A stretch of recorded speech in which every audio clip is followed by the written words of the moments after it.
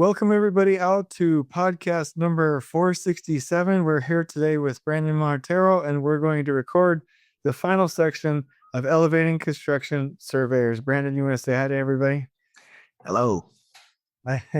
That's pretty extensive, so I'll leave it at that. Stay with it.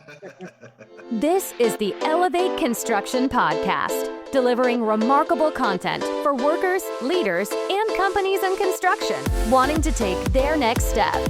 Get ready to step out of your comfort zone with Jason Schroeder as he encourages you to do better, live a remarkable life, and expect more. Let's go. Welcome.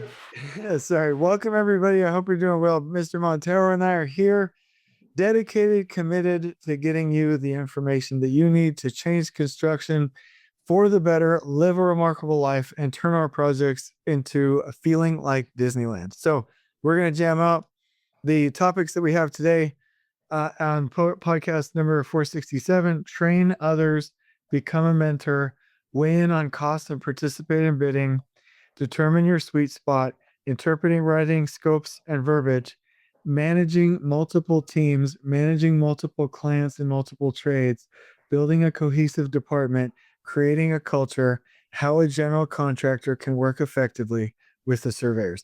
And so at the end of the book, when you actually get the book with the edits and the writing and the additional content that's above and beyond what we're recording here, you'll also get project implementation steps, survey startup checklist, the surveyor tool bag list complete for you, the differentiation of tasks from the engineer of record to the surveyor to your internal company survey to field engineers to the trade partners, your layout technicians, the survey commandments, daily surveyor tasks, and the surveyor secret sauce. And I think we're also going to offer a brief pave people's driveway, right, Brandon? That's right. The custom framing installs, plumbing repair, you know. Everything that you need. That's super funny. Okay, so we're gonna get jamming. Real quick, how you doing in life, Mr. Montero? Let's do that before we go too far. I'm doing good in life, and I actually I want to make a plug for the conversation that we were having right before you hit record. The summary of which was sharing what you know is so rewarding, but also it is it's the easiest way to make your job, your surroundings, and your environment better. Sharing what you know builds up the people around you, and when you know something amazing or something that's unique to you, sharing that makes other people better and just kind of elevates the community as a whole. And that forces you to strengthen your game and to keep pushing and to reach higher. So I'm really excited. I know I wasn't maybe so verbose on my welcome, but I'm excited about recording this also because I really enjoy sharing what I know for the purpose of being in a competitive, sharp industry that makes me continue to grow and continue to stretch myself as a professional. I love that. Well, thank you for an awesome introduction. We are going to start with train others. We may have a variety of experience. We may have performed certain tasks with enough repetition to know them forward and backwards. We may have 1 year of experience compared to someone else's 1 month. In every case, share what you have learned. How did you make it faster? What obstacles are you aware of? What was your path to success? Whenever we're in a position to add value to the professional abilities of others, we should take the opportunity to train. However, our training methods need to be effective if we want to create lasting knowledge. Take time to understand the learning styles of the people you train and utilize those styles in the way you approach them. Keep information concise and to the point. Would a sketch or a 5-minute video do more to explain a particular function than an hour of explanation? Would a hands-on experience do more than a classroom environment? Time and effort spent training daily will pay for itself immediately as you help create professionals who visualize, solve, and perform tasks faster than they did the day before. I gotta give myself some praise. I did that flawlessly. That was beautiful. So I accept your phrase. I could see it on your face. So story quote challenge, application and challenge. You're in the system. Let's go.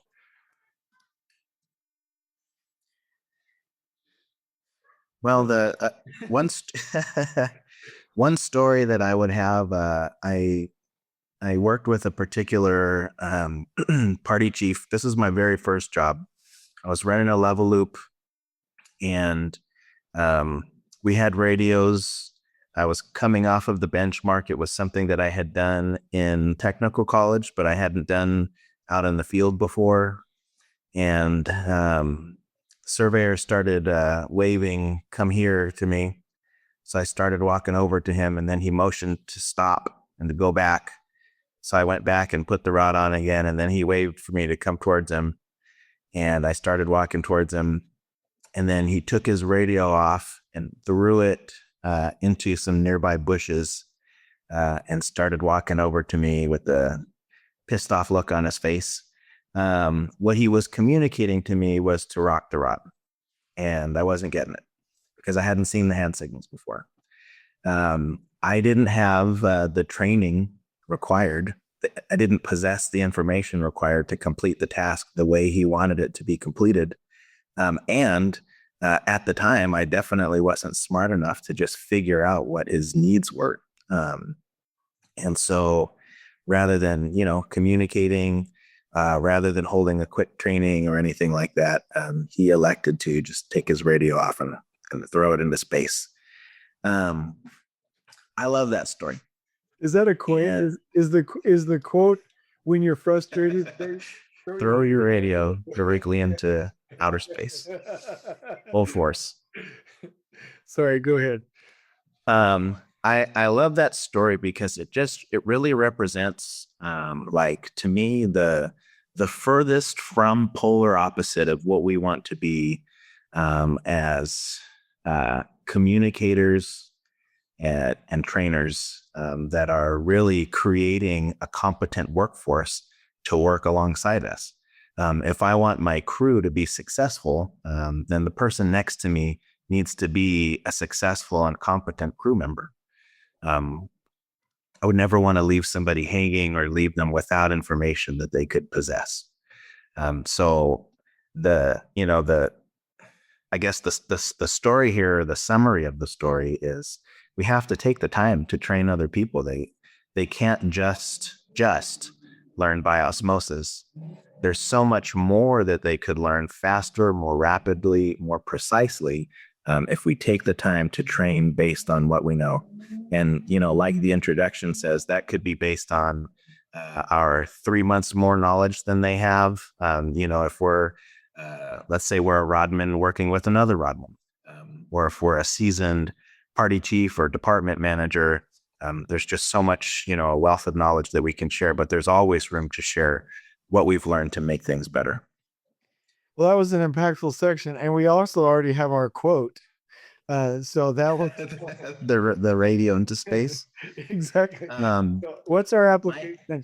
My quote on this one would be that we must train in a way that's effective. Okay. Because there is a difference between training and training in a way that's effective. We've all watched those, 2-hour or been a part of a meeting that's entirely comprised of PowerPoint and we're falling asleep. I personally teach surveying at ASU, and there are times where I'm describing something mathematically and I can see the glaze, just pour over people's eyes in front of me. Are there better, more effective ways for us to teach? That needs to be in the forefront of our mind. So the application and challenge would be to observe. This is one I like a lot, and it's been a part of our boot camps as well. From a communication standpoint, observing the way other people communicate with us is the best way to understand how they want to be trained and communicated with. If someone comes and they're trying to understand something and they start drawing a picture, you just got the clue of a lifetime that you need to draw pictures to help this person understand what it is that you want, or if they put things into words, or they like to see it in writing, or they're just like, I can't, they're shaking their head while you're talking and they just want to go put their hands on the instrument. That's how they're going to learn best. They're communicating it to you. So my application and challenge would be to look for those communication styles that people show you and train them in that style that works best for them. I agree. That's beautiful. Okay. Becoming a mentor.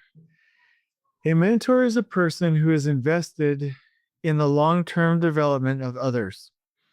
The sincere desire to see another individual succeed creates the attention and effort needed to stand back and observe a person's weaknesses and strengths and create dependable and timely feedback, whether commendation or feedback for improvement. As a mentor, our own ability to be vulnerable about our mistakes and missteps creates a person-to-person bond that is bigger than our professional development alone. Our genuine feedback doesn't need to be just technical in nature. Soft skills like how they communicate and controlling or applying their emotional range to situations at the appropriate time may be the type of personal development that brings lasting impact to the career, personal life, and day-to-day happiness of those we mentor. Nailed it. Let's do this. Just FYI. Yeah. Do we even need to do the rest of these things when you do the introduction so well? What is there to say at this point? Oh, man. The story that I would add to this one is more recent in my own, training mentoring history.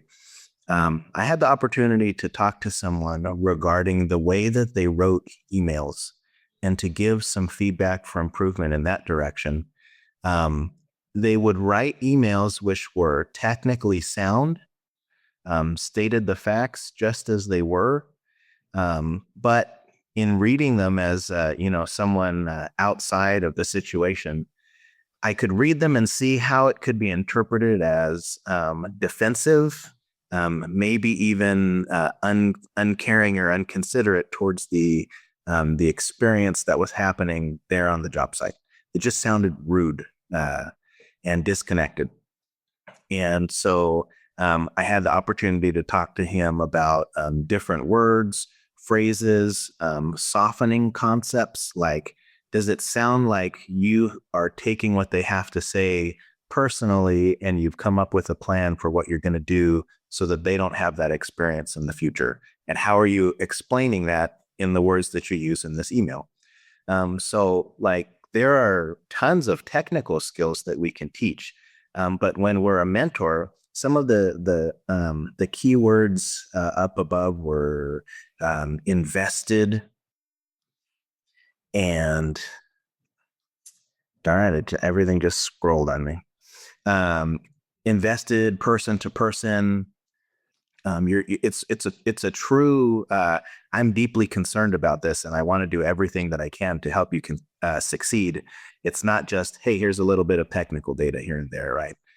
It's much more focused on the person in that way, and that means that we don't have to, pigeonhole or focus our mentoring, our teaching ability on just the technical aspect or just the money making.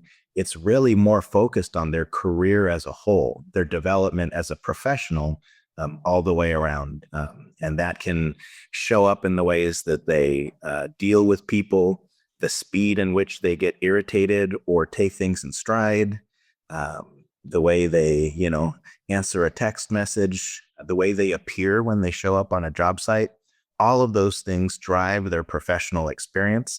And if we're truly invested, we'll feel and take the time to create a good relationship, we'll feel comfortable weighing in on all of those professional development type items.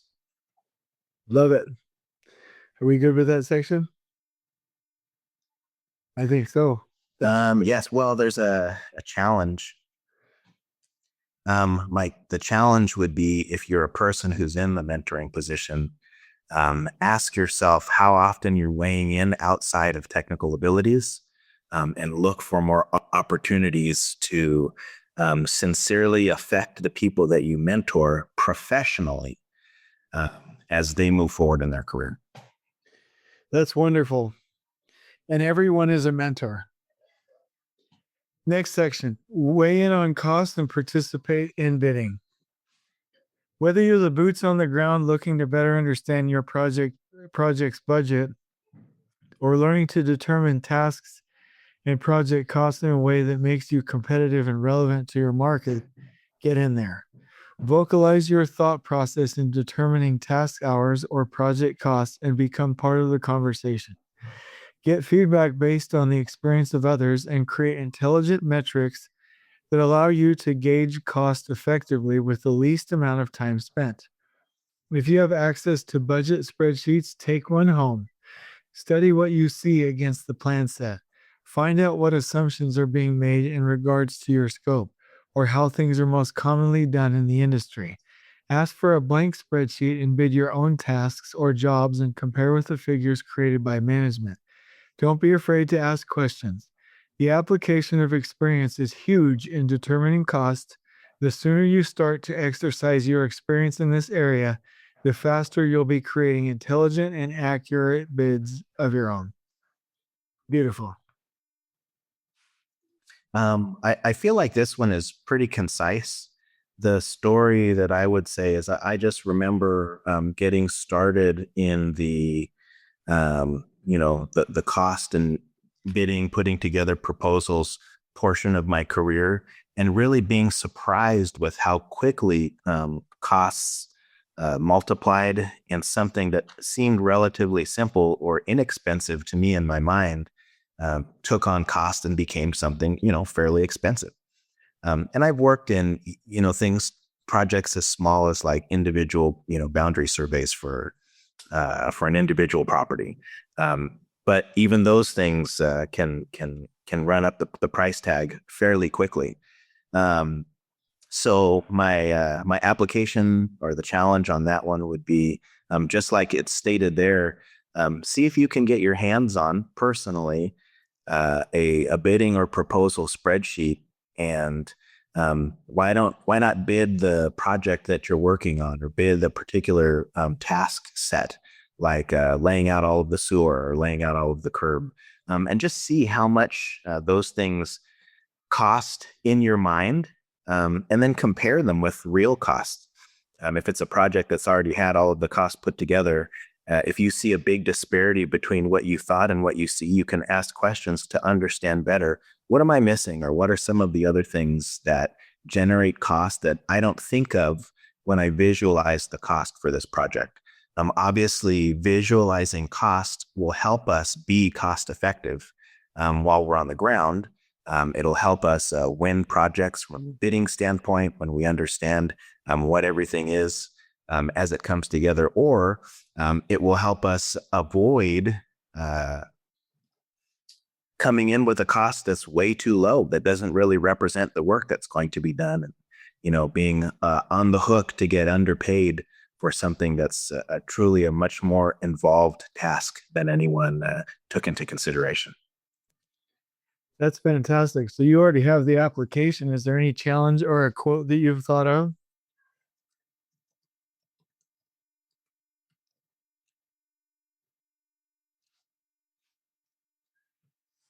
Yeah, I guess an easy quote would just to be find out why.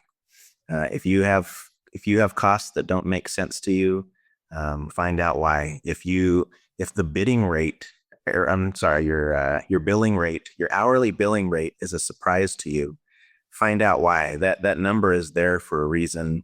It maybe is made up of things like drafting hours and benefits being paid out, like paying for equipment hours. It's really great to know how all of these costs come together, because it just makes you more effective in the way you view each project professionally. And it applies to everyone, no matter what their position is. Knowing finances and costs is a differentiator in any position. I love that. Let's go on to the next one. Determining your sweet spot. Do what you're damn good at. Make a name for yourself. Is there something you do the fastest or the most accurately? Is there something that comes naturally to you or that you've worked at perfecting? Find your sweet spot within the company. As a company, find your sweet spot within the industry. You can find it by measuring performance. You can carve out your sweet spot because you know what exactly you want to do. You may even determine a specific need in the industry and rise to meet it. This is not to say that we should ever stop growing or stop accumulating new experiences. There is always room for technical and professional development. The key is, are you busy doing what keeps you the most satisfied, the most challenged, and the most rewarded financially? Are you using the skill set that makes you the most valuable to the company? The sweet spot is not a place to rest on what you already know. It is the place that uncovers your most valuable self by utilizing your greatest potential. That is a fantastic opening. You're a good writer, Brandon. So let's go ahead and do the section here. What is your story, quote, application, and challenge? The story for this one, I'm going to give an example of how to end up in your sweet spot. And this isn't low-hanging fruit because it doesn't mean that it was easy. So I'll use our own experience together. I had the opportunity to work with Jason at a boot camp. And in this boot camp, I really liked what was going on. I felt that there were a few things from what I had learned in my own professional development training at the Rapport School of Leadership, things that could be added to the boot camp. And I spoke up about them. I wasn't necessarily asked to do so. Actually, there were a few times where Jason was like, hey, what do you think I could do better? How do you think this is going? And so it made it really easy for me to share those things. And then I just took the initiative to share as much as I could. I really liked the way the boot camps were going. I liked what was being done for other people. And so I remember at the end of the boot camp, I was like, hey, I would like to do this with you in the future. Whatever you're going to do, take me with you. That might sound like something like, anti-ego statement where you're like, well, I don't want to tell this guy that I'm just going to, stick to him like a sucker fish and, follow him around. But hey, that is what I wanted to do. I wanted to keep doing boot camps. I wanted to associate with people that I felt were motivating and had a clear goal in life and wanted to uplift other people. So it was not a blow to my ego to say, hey, take me with you. And as a result, my position at Oakland changed from one that was probably more strictly geared towards surveying to widening out and training others in the field engineering perspective, even putting together trainings for superintendents, and has developed into even more in consulting with Elevate. So it is possible to figure out what it is that you enjoy, what it is that makes you satisfied, and to just go and chase that down. I really like, from a quote standpoint, unless you want a different one, do what you're damn good at. I don't know if you've got a better one, but I think we're ready for the application. No, I love that one. Yeah. So the application and challenge would be, have you identified what it is that makes you feel satisfied in your career? Yeah. And have you thought about how you could capitalize or focus or enhance that component of your career, or enhance your value at the company that you work for in performing that component? Yeah. Here's an example. Maybe you're just great at doing topographic surveys. And okay, could you be the guy that teaches everyone at your company to do topographic surveys, how to do the sketch, how to shoot points, do little demos out in the field, and you get, everybody follows you around. There's a nice lunch, there's some camaraderie, and you're just like, man, I'm really living what I like to do. There are so many ways. And so I would just say, identify it. And if you can't think of a way to have performing that enhance your career, we'll talk to your supervisor about it. Ask the department manager, hey, I'm the best at this.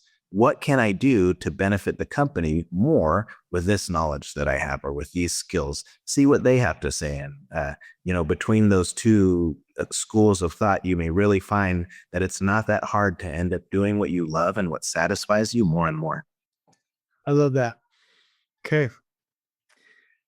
This determining your sweet spot, that was like a slam dunk or spiking the ball down in the end zone. And so that was a really good section. That might cue us in with a little bit of passion on this next one, which is Go ahead. You have to give me just a second. I'm just scrolled somewhere to the top, and I'm just trying to find our spot one more time. I promise you, it's not me though. I'm not messing with anything ahead. Every time it happens, I'm just like, Jason. I know you are. You're over there judging. Little veins are popping out on my forehead. At night, there's no human behind it. There's just a beard flying around in space, chasing me to my front door, like you hear in the horror stories. So, yeah, but the beard is so every time you're critical, I have that nightmare. Are you back to your section? Or should we just all wait on you? We should just abandon the whole thing for the day.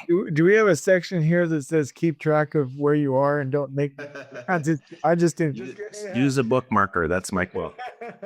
Well, yeah, I hope this format's easy for you, but okay. Interpreting and writing scopes and verbiage. The devil is in the details. An intelligently written scope uses detailed verbiage to ensure that what you intend to ensure that what you intend comes to pass. Here's an example. Sanitary sewer layout, all structures, bends, and a maximum of 30-foot intervals along the side shot alignments. Is that side shot? Sanitary sewer. Sanitary sewer. How about this? You read this one. Okay, this is how you do this.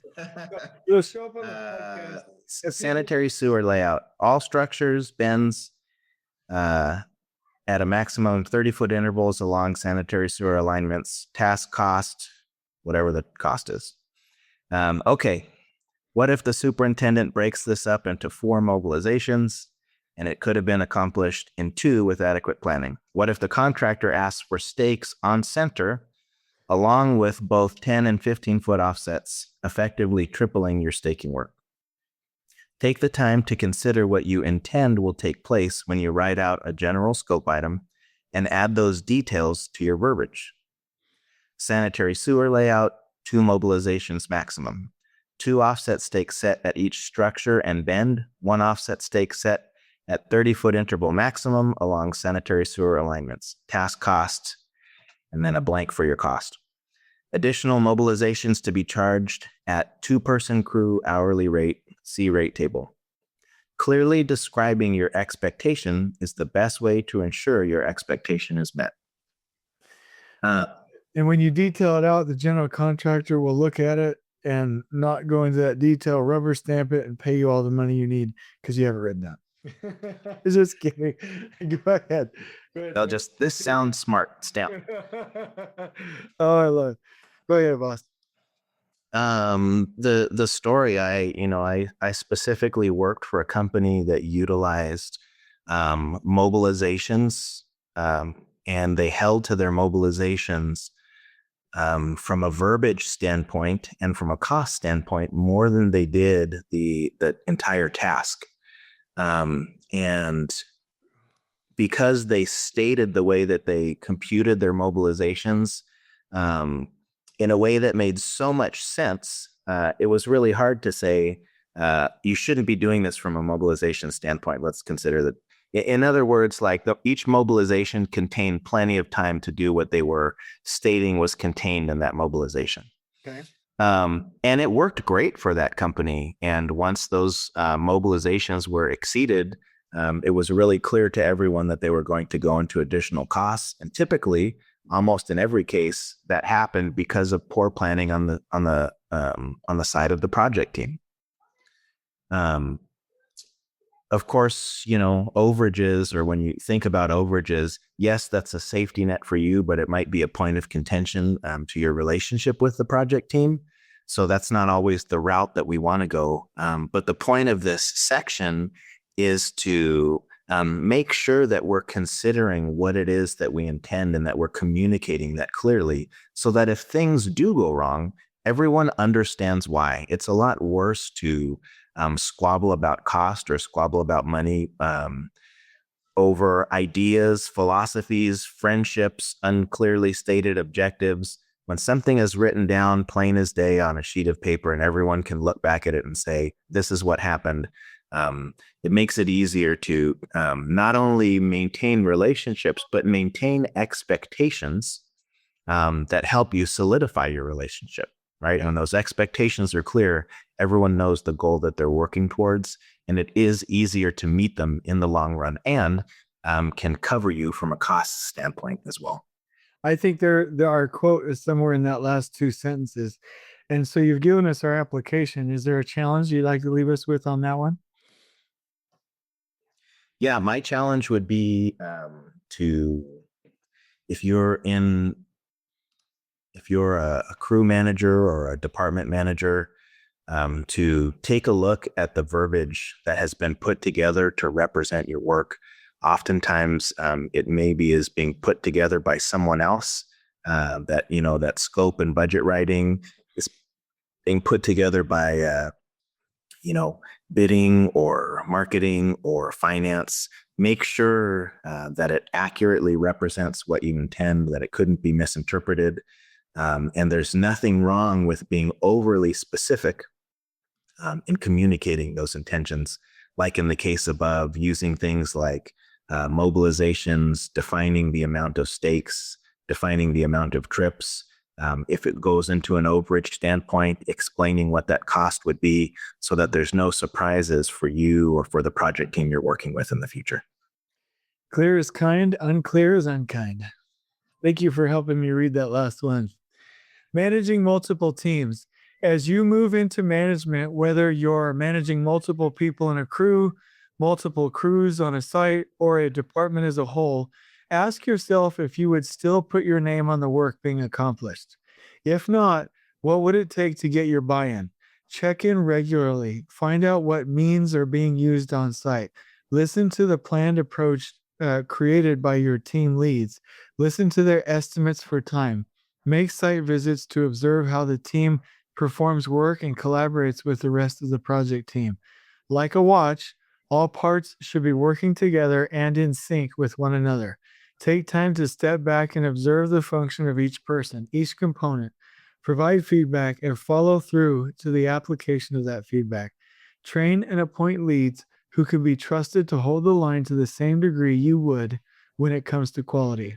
Only when you're comfortable putting your name on the deliverables and work in place created under your supervision can you truly say, I have successfully managed this team. That's probably that quote right there at the end. That is a powerful introduction. Take it away. From a story standpoint, again, early in my career, this is actually at the walkie-talkie throwing company. That all of the party chiefs did things completely different according to what they saw was best. And if one party chief had to go visit the project from another, he had a really difficult time picking up where that person left off or interfacing with the project team in the same way, because they were all using such different methods and schools of thought. And I remember there being complaints about that, or at least trying to always get the same person returning to the same site from some of our, largest clients. Why that happens? There's no lead that's getting out into the field to look at the work and weigh in as what is the true north of what we do? What is the right way? What's the best way? Which should always be the right way when you think about it, right? There could be plenty of different ways to do something. We might have gotten trained in 100 different ways, but if there's a best way, shouldn't we all be doing it? Which can be true as, a note-taking process, whatever it is. But that wasn't happening. In the introduction, we talked about training and appointing leads who can be trusted to hold the line to the same degree as you. So from a crew manager standpoint, you have to be in front of those teams so that they know how you would do things, that you're giving them regular feedback for improvement, additional training, whatever's necessary. And when you can't be there, you should have the peace of mind that the leads that you have appointed think in the way that you do or would perform in the way that you do so that your own name could be on that work. That's beautiful. I think that closes us out unless you want an additional challenge. No, not really. I'll just restate that. Would you right now put your name on the work of all of your crews? I bet you wouldn't. And that's sad to say. And it is a little bit in our minds. We're like, well, I just don't have the bandwidth to be there at that level. Then can we work more closely with the person who does have the bandwidth? Can we create a position for a person who has the bandwidth? What needs to happen so that we could, theoretically put our name on everything, every stake, every nail, every painted target that goes down on the ground would have our name on it. What would it take? That's amazing. That totally magnetizes us towards true north. Here's another one that's similar: managing multiple clients and multiple trades. Build rapport with your clients and trade partners. Your aim should be learning how to work hand in hand with them in the most effective way as a team. This means listening closely to their needs and uncovering their communication styles. Help them vocalize their expectations. Your clients and trade partners should be able to rely on you to communicate clearly, declare your expectations and intentions, merge that vision with theirs, and then hold yourself accountable. The beauty of accountability is that it is a two-way street. The more people see that you hold yourself truly accountable to your word and your actions, the more they will rise to meet you at that level. It also creates an environment in which you can hold each other accountable to perform in accordance with your stated agreements. Just like managing crews, this will likely mean you need to visit the site, get to know faces, gauge site progress. This firsthand knowledge will assist you in communicating realistic timelines and obtaining flexibility and cooperation when it's needed. I love this. I'm sure you have a story for this one. Just kind of on the simple side, I remember one of the project managers at a company that I worked for would go around and this is in Texas. And in Texas, instead of breakfast burritos, they have breakfast tacos is kind of the local tradition. And so they'd bring breakfast tacos to the job sites that they were managing, and they'd have quick conversations with the PMs and superintendents there, and then make their way back to the office. It helped them be loved, number one, because breakfast tacos really are that good. But also it put, a face with the person that they were communicating with regularly. They felt the kinship to that person. At the beginning of the introduction, it says build rapport. A little bit lower down, it says, firsthand knowledge, visit the site. We're really talking about presence, just like managing crews, multiple crews, managing clients and trades. You have to have some kind of a presence. You're not going to accomplish that by emails and text messages, although that it should be one of the avenues that you're using. But you have to generate a true relationship and figure out what it takes to do that. Doing so gives you that freedom to, again, as was talked about in the introduction, be remarkably clear and direct with somebody. They know that you have good intentions. They've met you.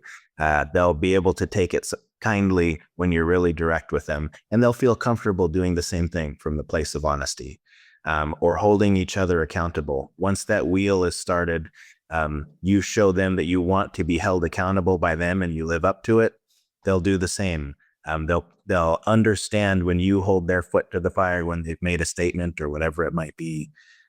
Those things just kind of work both ways, and they take time to create and to maintain. But they're certainly things that we want to do if we want to effectively manage. So that presence and then building those systems of communication and accountability. Do you have a quote that would communicate the need for that rapport to develop those relationships? Or meaning, is there anything that comes off the top of your head for the quote? If not, no big deal. We'll go right into the application. Yeah, nothing's coming to mind right now. Okay, let's do application and challenge, my brother. The application and challenge would be, do you know the faces of clients that you manage? Have you talked to the foremans of trades that you're working closely with or preparing information for?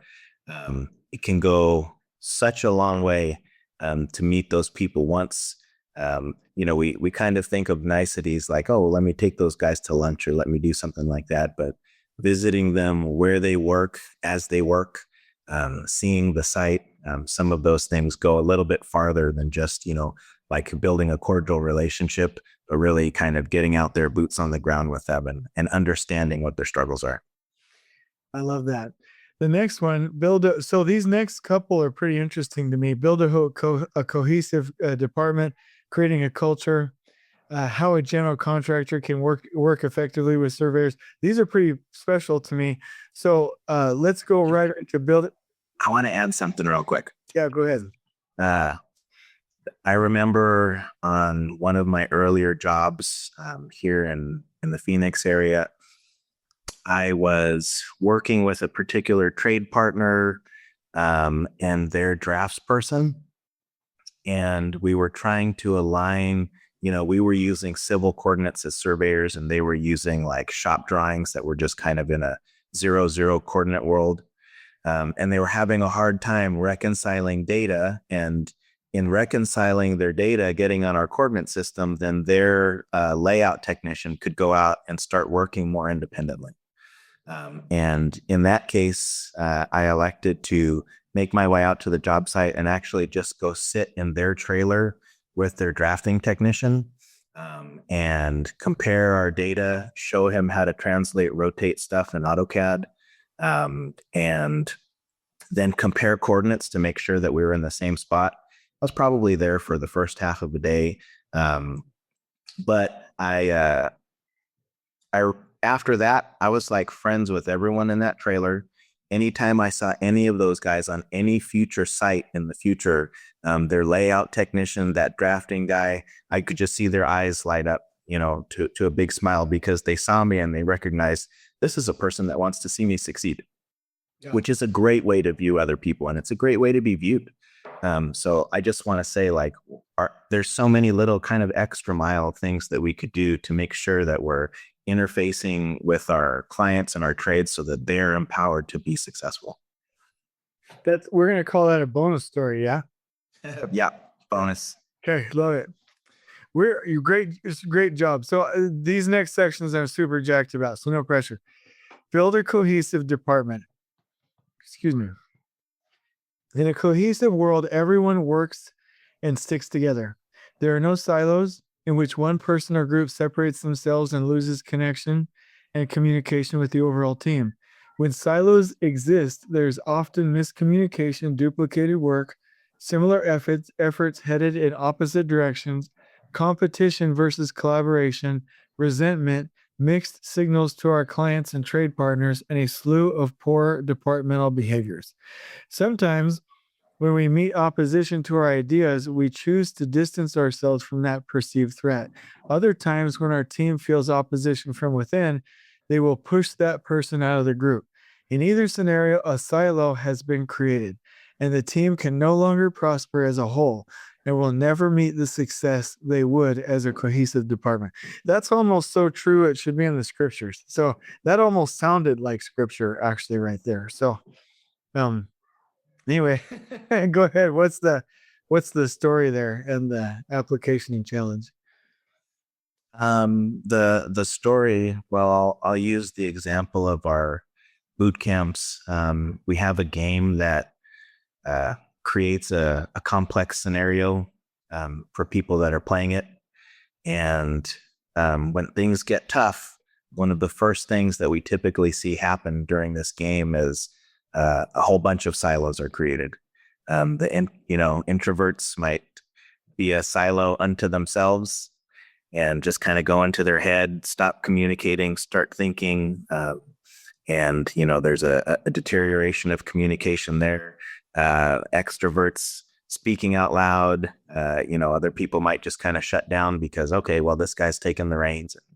But in that siloed structure, nothing happens.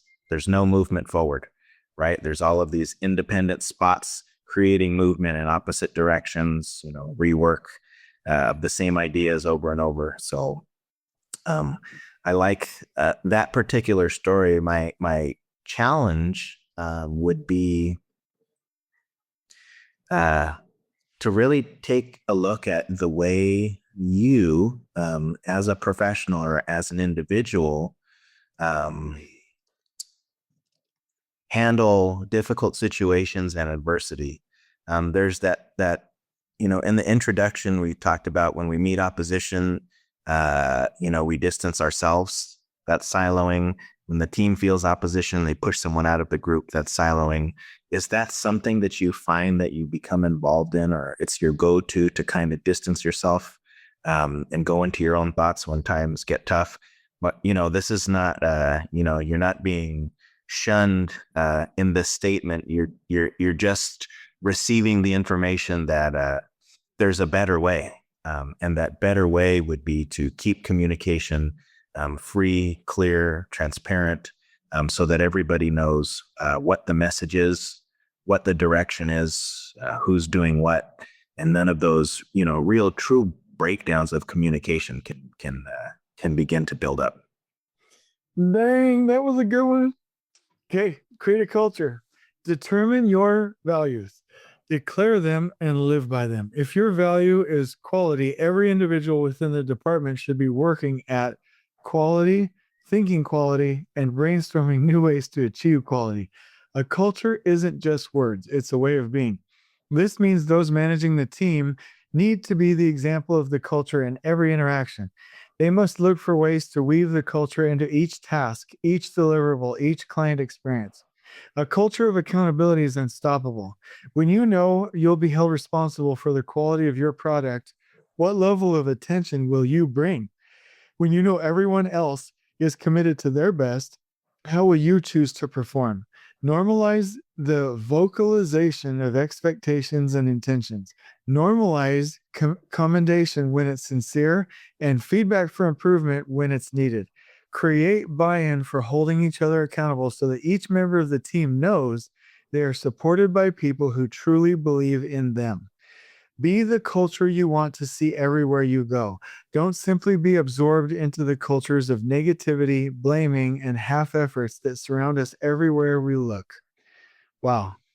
Just as good as I thought it was. Story, quote, application, and challenge. The story I will, my personal culture. And it sounds really funny to say my personal culture because culture sounds like something that's, taken on by a people. But I stand for quality. And I can say, like, as a hobby, I like to make things. I refinish furniture. I like to make like really ornate picture frames. And there's a whole bunch of different crafts that I do. And they take really long, and it's not necessarily about cost. It's about making something that's so pretty when I'm done that every time I look at it, I'm just like, that's beautiful. And that makes me, yes, also, I wouldn't call it ornate so much as monolithic, but it's a whole thing. That it makes me happy because I'm on brand with myself. Yes. I did what I set out to do.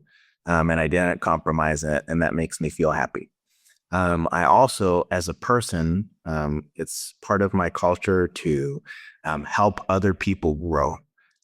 I do it. It's become, part of my work with Oakland.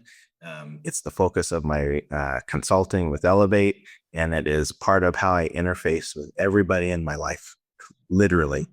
It doesn't matter who you are. If you interact with me, that will be a part of the takeaway. And so, because that's what I want to see, that's what I act like. When I find other people that are like that, I attach myself to them. I push for company initiatives that help those things grow. I work hard under them, and I really do everything that I can to create that culture. So I can say those are the things that are in my culture. So I'll use the example of Oakland. Okay, well, that's great that you want to do everything perfectly, but there's these other tasks that somebody else can do for half the cost with a GPS unit, and they'll just come out there and slap it in the ground. Okay, well, then that's not in my sweet spot.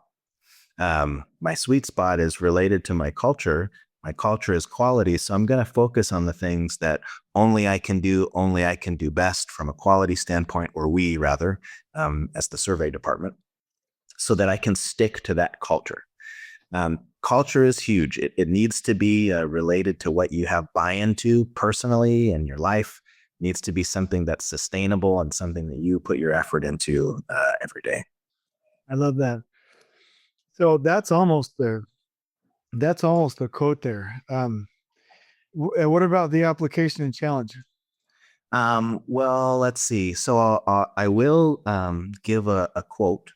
And this is something that we talk about in our boot camps as well. And that is to be the environment that you want to see. My favorite. My application and challenge, also a bonus story.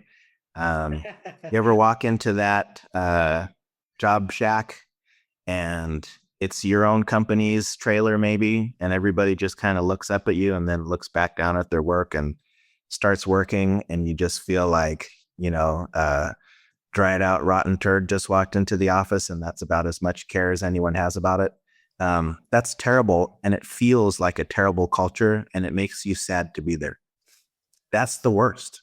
I don't care. I am the environment, and my culture is to help people and make them feel better. So when I go into that dreary old trailer and everybody gives me the couldn't care less attitude when I walk in, that's time for me to just start greeting people. Hey, how's this? How's that going? I remember that, somebody just bought a really cool bike. Like, I just have to start asking questions and be the culture that I want to see wherever I go.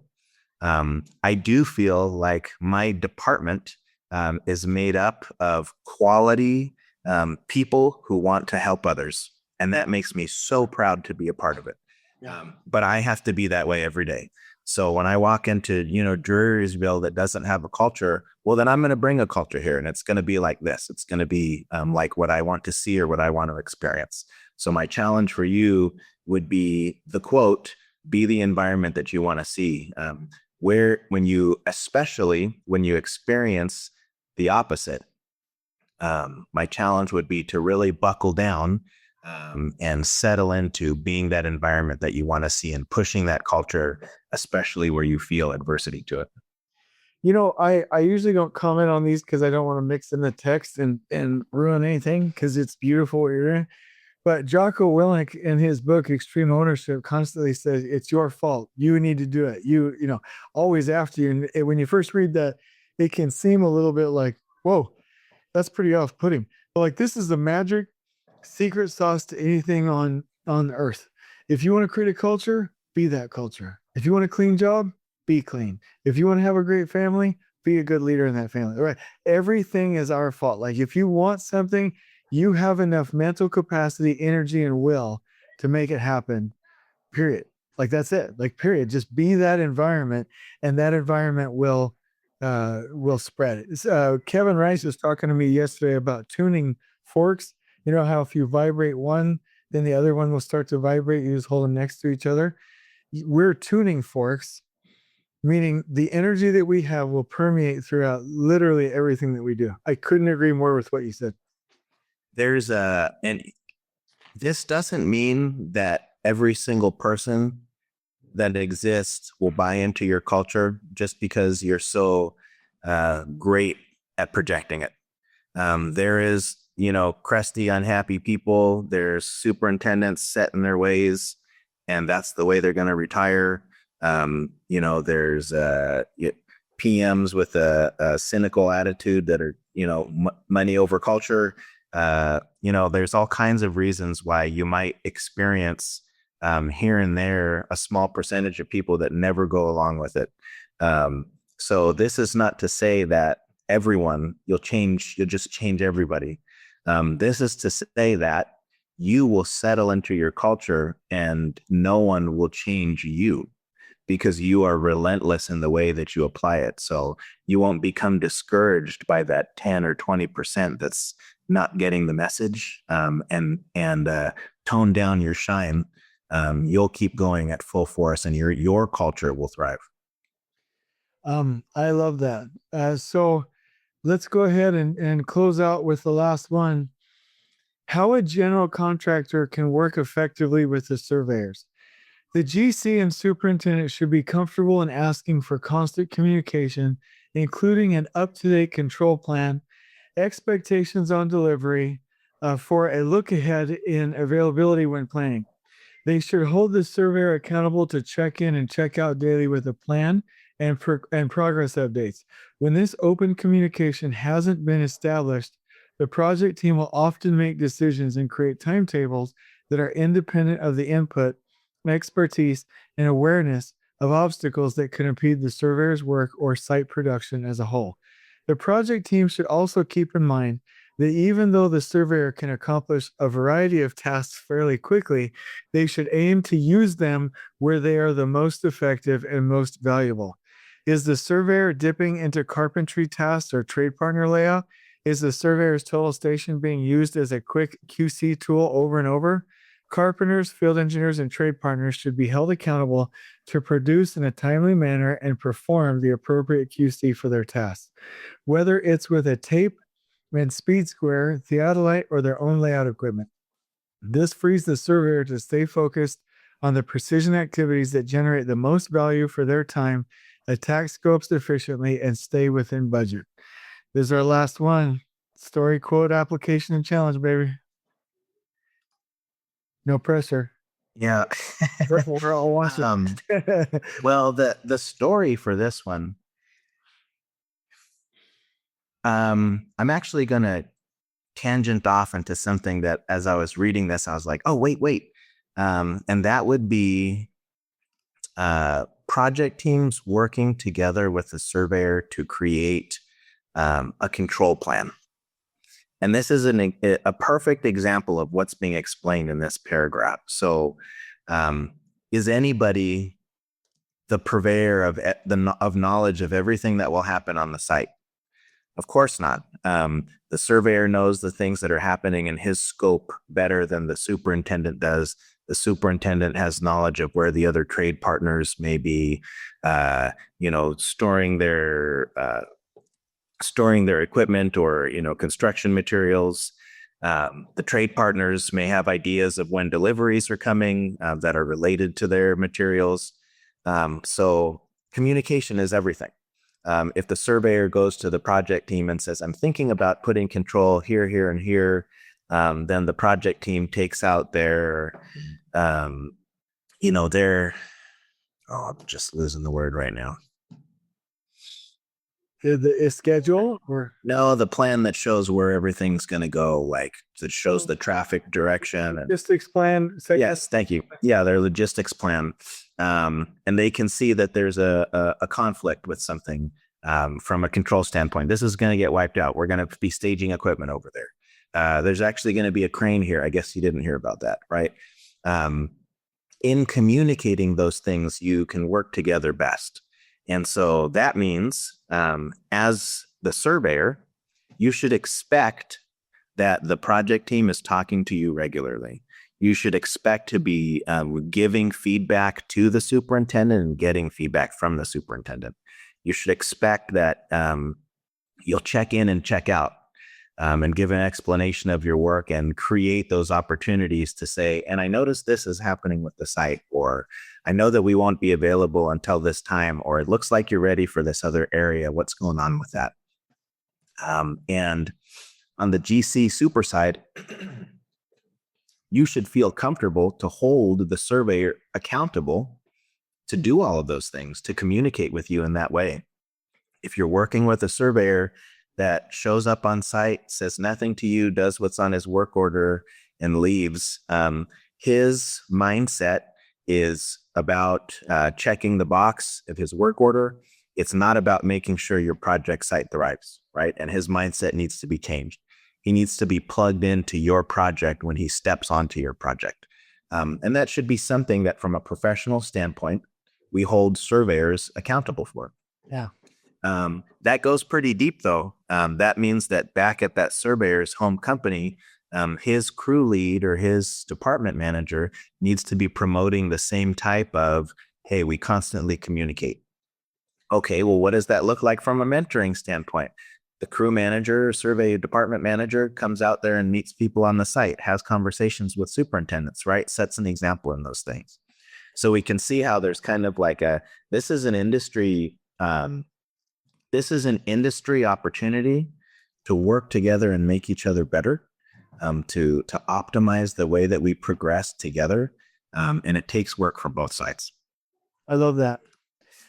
So in this section, are there any closing comments by way of application challenge? That was a pretty thorough. Yeah, one closing comment that to me is a consistent thread throughout this whole thing would be, your career will be so much better if you care about it.